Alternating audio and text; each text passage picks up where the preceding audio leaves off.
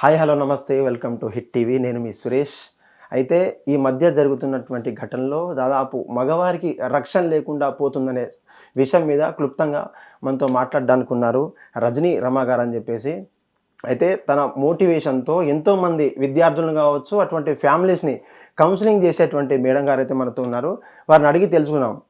అయితే ఇటువంటి ఘటనలు జరగడానికి గల ముఖ్య కారణాలు ఏంటి, ఇంకేమన్నా ఆలోచన లోపాలు ఏమైనా ఉన్నాయా, మహిళలకు ప్రత్యేకించి కట్టుకున్నటువంటి భర్తను ఎలా చంపాలి అనే ఆలోచన ఎట్లా వస్తుంది, వివాహేతర సంబంధాల గురించి కూడా మనం అడిగి తెలుసుకునే ప్రయత్నం చేద్దాం. నమస్తే మేడం. నమస్తే మేడం, చెప్పండి.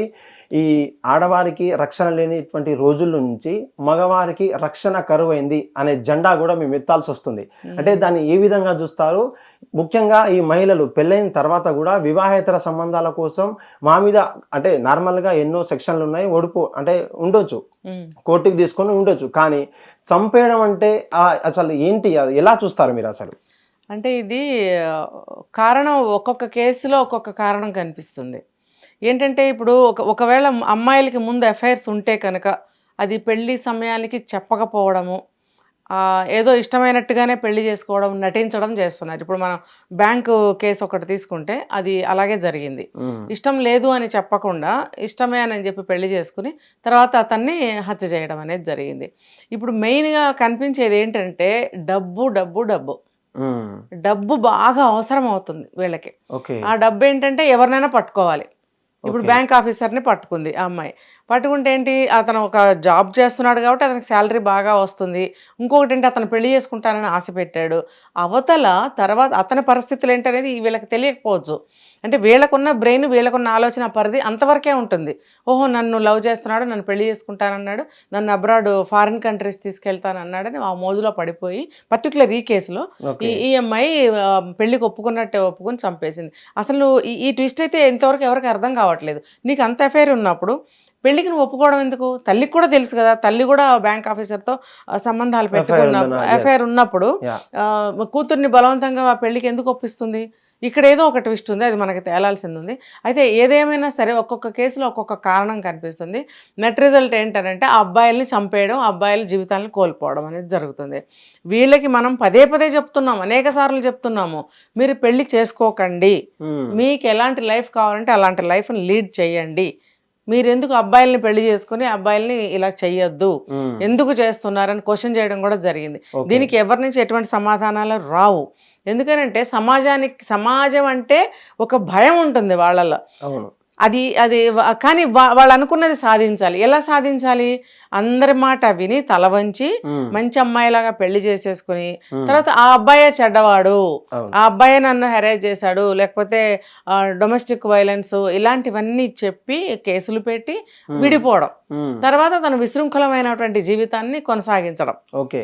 అయితే మీరు చెప్పినటువంటి విషయంలో దాదాపు డొమెస్టిక్ వైలెన్స్ ఈ రోజులలో సర్వసాధారణంగా ప్రతి ఒక్క ఇంట్లో జరిగే విషయం.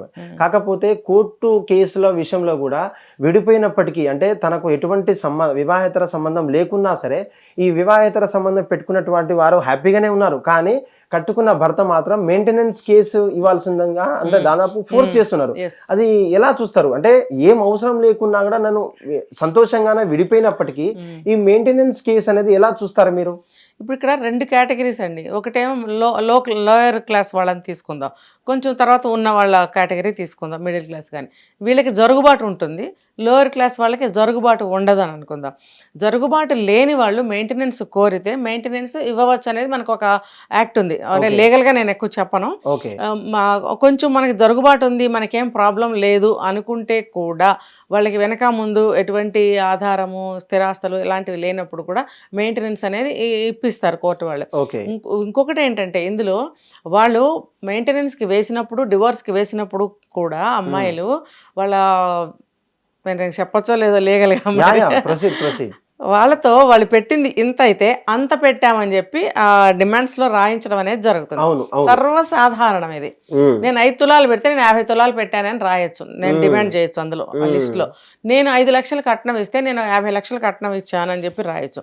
అలా జరుగుతుంది. ఎందుకంటే రికవరీ కోసం, తర్వాత తనకి లైఫ్ మళ్ళీ సెటిల్ చేసుకుని మంచిగా లీడ్ చేయడం కోసం. ఇంకొకటి ఏంటంటే నా సొమ్ము వీళ్ళు తీసుకున్నారు, తిరిగి నాది నేను తీసుకోవాలనే కక్ష.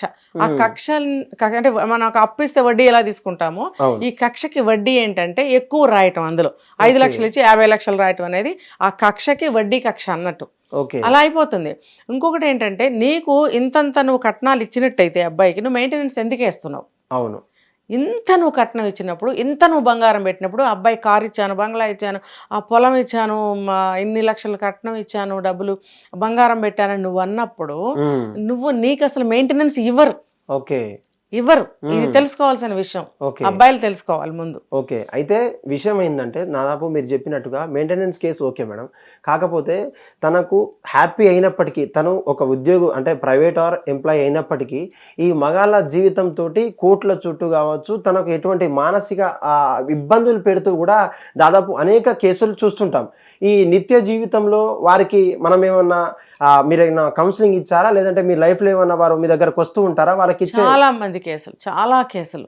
ఇప్పుడు నిన్నటికి నిన్న ఒక కేసు అయింది, వాళ్ళు పోలీస్ స్టేషన్ లో కేసు కూడా పెట్టించాను వాళ్ళతోటి. వాళ్ళు ఇంకా తోక ముడిచి పారిపోయారు. ఇలా అభాండాలు వేసి అన్యాయంగా ఇరికించి ఇంకా డిమాండ్స్ ఎక్కువ చేసినప్పుడు వాళ్ళ కేసు నిలబడదు. ఎలా ఇన్వెస్టిగేషన్ చేస్తారు, లాయర్లు వాదిస్తారు, కేసు చివరికి తేలేటప్పటికి వాళ్ళు నిలబడలేరు. అది వాళ్ళకి ముందే తెలుసు కాబట్టి ముందే పారిపోయారు వీళ్ళు, కేసు ఆ స్టేజ్ వరకు రాకుండానే. ఇవి నిత్యం అనేకం వస్తున్నాయి. నాకైతే ఒక అమ్మాయి లెటర్ కూడా రాసి పోస్ట్ చేసింది. ఏంటనంటే ఇలా డొమెస్టిక్ వైలెన్స్, తర్వాత నన్ను మా పుట్టింటికి పంపించేశారు, మరి నా ఉద్యోగం పోయింది, నాకు పిల్లలు, చాలా ఇబ్బంది పడుతున్నానని చెప్పి రాసింది. ఇలాంటివి నిత్యము మనకు తెలిసినవి చాలా అంటే చాలా తక్కువ, కొన్ని వందల వేలు జరుగుతాయి. అంటే ఇందులో అన్యాయం అయిపోయే ఆడవాళ్ళు ఉన్నారు, అన్యాయం అయిపోయే అబ్బాయిలు ఉన్నారు, అలాగే విలన్స్ అయిన అమ్మాయిలు ఉన్నారు, విలన్స్ అయిన అబ్బాయిలు ఉన్నారు. ఎవరు జెన్యూన్ అనేది కూడా గుర్తించలేని పరిస్థితి అయిపోతుంది. అయితే ముఖ్యంగా ఈ ఏజ్ తో సంబంధం లేకుండా 30-40 చేస్తున్నారంటే ఓకే మేడం, కానీ నిన్న జరిగిన సందర్భం జిడిమెట్ల సందర్భం, హైదరాబాద్ శివార్లో జిడిమెట్ల, కేవలం 16 ఏళ్ళు నిండని ఒక పసికందు అని మనం అనుకోవచ్చు, కానీ తన మైండ్ లో ఎంత క్రుయాలిటీ ఉందంటే కన్న తల్లిని కూడా హతమార్చినడానికి ఒక సిద్ధంగా ఉందంటే కేవలం ఒక బాయ్ ఫ్రెండ్ ద్వారా. అటువంటి ఆ వయసులో ఆ మెంటాలిటీ ఎలా వచ్చిందంటారు మీరు? అంటే ఆ అడలసెన్స్ పూర్తి కానటువంటి ఏజ్ అమ్మాయిని ఎలా చూడొచ్చు మీరు? ఒక చిన్న లవర్ తో కన్న తల్లిని చంపేసిందంటే మామూలు విషయం కాదు అది. దాన్ని ఎలా చూడొచ్చు మనం అసలు? ఆ వయసులోనే వస్తాయి. ఎందుకంటే నేను పేరెంటింగ్లో కానీ గోల్ సెట్టింగ్లో కానీ నేను ఒక మాట చెప్తూ ఉంటాను, 14-15 ఇయర్స్ వచ్చేటప్పటికి అన్ని నిర్ణయించుకునే వయసు, ఆలోచన, విచక్షణ అని వాళ్ళు సంతరించుకుంటారు. దానికి సరి అయిన గైడెన్స్ ఉంటే మంచి మంచి డెసిషన్స్ తీసుకుంటారు, వాళ్ళ కెరీర్ ఫ్యూచర్ అంతా బాగుంటుంది. లేనప్పుడు ఇదిగో ఇలా తయారవుతారు. అది ఎందుకు అని అంటే చెప్పండి. గైడెన్స్ అన్నారు కదా, ఇప్పుడు నార్మల్ గా అన్ని స్కూల్స్లలో కావచ్చు, ఐదర్ 8th నుంచి 10th నుంచి పర్సనాలిటీ డెవలప్మెంట్ స్కిల్స్ కింద దాదాపు అందరికి చెప్తున్నారు. అంటే ఇంత చెప్పినప్పటికీ కూడా వీళ్ళకు ఆ అవగాహన ఎక్కడ లోపిస్తుంది? ఆ క్రుయాలిటీ అనేది ఎక్కడ వస్తుంది? అంటే ఆ ప్రభావం ఎక్కడి నుంచి వస్తుంది అసలు? ఆ ప్రభావం అంటే ఇప్పుడు మనకి అన్ని స్కూల్స్ లో ఉన్నాయని మనం చెప్పుకోలేము. ఇప్పుడు గవర్నమెంట్ స్కూల్లో చదివే పిల్లలు వాళ్ళకి అక్కడ ఎటువంటి విద్యా బోధన జరుగుతుంది అనేది మనకు తెలియదు. అయితే family background is very bad వీళ్ళకి. ఎందుకంటే మదరు ఫస్ట్ హస్బెండ్ చనిపోయారు, అతనికి ఒక పాప, ఆ అమ్మాయి ఈ అమ్మాయి. మరి ఆ అమ్మాయి చిన్న వయసుదే కాబట్టి మళ్ళీ తనకు ఒక ఇది తోడు కెరీర్ కావాలి కాబట్టి ఇంకొక మ్యారేజ్ చేసుకుంటే ఇంకొక పాప పుట్టింది. విధివశాత్తు దురదృష్టవశాత్తు అతను కూడా యాక్సిడెంట్ లో చనిపోయాడు. ఇప్పుడు మరి ఇద్దరు ఆడపిల్లలు పెట్టుకుని తను కూడా గట్టినవ్వాలి, ముందుకు నడవాలి. ఇప్పుడు ఆమె జీవితంలో ఎంత కోల్పోయిందో కదా, ఇంకా ఆవిడకి ఎంత నిరాశ, నిస్పృహలు, విరక్తి కలుగుతాయి. అయినా కూడా తను యాక్టివ్ గా ముందుకెళ్తుంది. ఈ సాంగ్స్ పాడడము, కల్చరల్ యాక్టివిటీస్, వీటిల్లో అంటే జీవనోపాధి ఏదో ఒకటి ఎంచుకోవాలి. ఆ ఎంచుకునే క్రమంలో అప్ అండ్ డౌన్స్ ఉంటాయి. కొన్ని చోట తల వంచాల్సి వస్తుంది, కొన్ని చోట్ల కొన్ని బాధలు ఎదుర్కోవాల్సి వస్తుంది. అవన్నీ ఆమె ఎదుర్కొంటుంది. ఏంటనేది మనకి లోతుగా విషయాలు తెలియవు. అయితే దీనికన్నా ముందుకెళ్తే ఈ అమ్మాయి తండ్రి ఉన్నప్పుడు కొంచెం ఊహ తెలిసే ఉంటుంది. ఈ అమ్మాయికి ఒక 4-5 ఏళ్ళు ఉన్న చిన్న చిన్న మెమరీస్ ఉంటాయి. ఉన్నప్పుడు ఆ మెమరీస్ ఆ అమ్మాయికి ఫీడ్ అయిపోయి ఉంటాయి. సబ్ కాన్షియస్ మైండ్ లో ఆ బాల్యము, అమ్మ నాన్న వాళ్ళిద్దరి దగ్గర తనొక్కటే ఉన్నటువంటి ఒక ఫోటో ఒకటి తనకి ప్రింట్ అయిపోయింది. తర్వాత ఆయన చనిపోవడము, అంటే అంత సీరియస్ మ్యాటర్స్, అంత భావోద్వేగాలు తెలియని వయసు అనుకోండి అమ్మాయికి. అయినా కూడా చిన్న చిన్న మెమరీస్ ఉండిపోతాయి. యా తర్వాత ఈమె ఇంకొక పెళ్లి చేసుకుంటే వెంటనే ఇంకొక పాప పుట్టింది. ఈ పాప ఆబ్వియస్లీ రెండోసారి పుట్టింది, చిన్న పాప. సరే కొత్త భర్త, ఏదో కొత్త సంసారానికి తను తప్పనిసరి పరిస్థితుల్లో ఆ భర్తతో అనుబంధంగా ఉండాలి. ఆ భర్త ముందు రెండోసారి పుట్టిన పిల్లని చాలా బాగా చూసుకోవాల్సిన అవసరం ఎంతైనా ఉంటుంది అక్కడ. అవును అంటే ముందమ్మాయిని చూసుకోకూడదు అంటే అబ్వియస్లీ చూసుకోవాలి, కానీ అతను స్టెప్ ఫాదర్ అవుతాడు. అప్పుడు స్టెప్ ఫాదర్ అయినప్పుడు అతని ప్రేమాభిమానాలు అమ్మాయి ఎంత తీసుకుందో మనకి తెలీదు.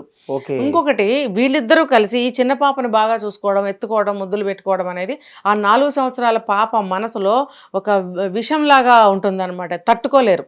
నేను ఎగ్జాంపుల్ చెప్తా. ఉయ్యాల్లో ఉన్న పాపల్ని గిల్లటము, ఎవరు చూడకుండా వాళ్ళని ఏదైనా పెట్టి కొట్టడము, ఇంకొకటి నోట్లో ఏదో ఒకటి పెట్టేయడం లాంటి పనులు చేస్తూ ఉంటారు. ఓకే, ఆ చిన్న వయసుకి వాళ్ళకి ఏం తెలియదు. అమ్మ నన్ను చూడట్లేదు, ఐ మీన్ నన్ను ఎక్కువగా ఎత్తుకోవటం లేదు. అప్పటి వరకు అమ్మ ఎత్తుకుంది, ఇప్పుడు చిన్న పాపను ఎత్తుకుంటుంది లేదా తమ్ముడిని ఎత్తుకుంటుంది, ఎక్కువ ప్రేమను చూపిస్తుంది. దట్టు ఆ పాపకి నాన్న ఉన్నాడు, అప్పుడు దాకా తను చూసిన నాన్న కాదు.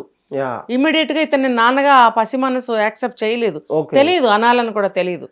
డైవర్ట్ అయితే ఆ మైండ్ సెట్ అంతా డైవర్ట్. ఇంకొకటి, ఈ వీళ్ళిద్దరు కొత్తగా పెళ్లి చేసుకున్నారు కాబట్టి, రెండోసారి పెళ్లి చేసుకుంది కాబట్టి అతన్ని సాటిస్ఫై చేయాలి కాబట్టి ఆ క్రమంలో ఆవిడ ఒక భార్యగా అతనితో సన్నిహితంగా ఉండాల్సిన అవసరం ఎంతైనా ఉంటుంది ఆవిడకి.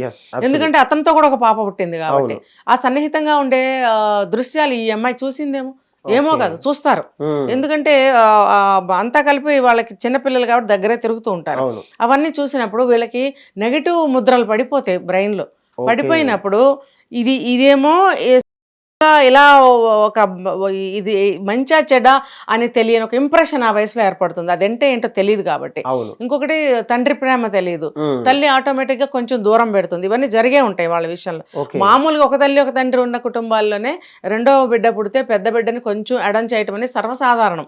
మనం ఏంటి, పసిబిడ్డని ముందు చూడాలి కదా అన్నట్టు ఆ పాపను మనమే నెగ్లెక్ట్ చేయము, కానీ ఆ పాప మైండ్ లో మాత్రం అది నెగిటివ్ ఆలోచన నింపుతుంది ఖచ్చితంగా. అందుకని ఏ ఇంట్లోనైనా చూడండి, పెద్ద పిల్లలకి తర్వాత పుట్టిన పిల్లల మీద కోపం ఖచ్చితంగా ఉంటుంది. మన సిబ్లింగ్స్ లో కూడా ఉంటుంది.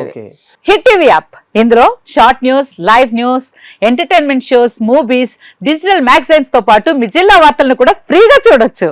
ఇంకెందుకు ఆలస్యం, వెంటనే హిట్ టీవీ యాప్ ని డౌన్లోడ్ చేసుకుని ఫ్రీగా ఎంటర్టైన్మెంట్ పొందండి. Hit TV app, hit TV app, please download hit TV app. Hit TV app ని ఫ్రీగా డౌన్లోడ్ చేసుకుని ఎంజాయ్ చేయండి. మీకు నచ్చిన ఎంటర్టైన్మెంట్ కోసం హిట్ టీవీ యాప్ ని ఫ్రీగా డౌన్లోడ్ చేసుకుని ఎంజాయ్ చేయండి. హిట్ టీవీ యాప్ ని డౌన్లోడ్ చేసుకుని ఆస్వాదించండి, ఆశీర్వదించండి. ఇంతమంది సెలబ్రిటీలు హిట్ టీవీ యాప్ ని డౌన్లోడ్ చేసుకోండి అని చెప్తున్నారంటే ఎంత మంచి యాప్ ఆలోచించండి. అమెరికా అమెరికా అమెరికా అమెరికాలో చదవాలనుకునే వాళ్ళకి విశ్వసనీయమైన పేరు మన శౌర్య కన్సల్టెన్సీ. UK లో 1 year masters, UK లో 1 year masters, 2 years work permit up to 5 years visa. Contact Saurya Consultancy. Contact 89851 89851.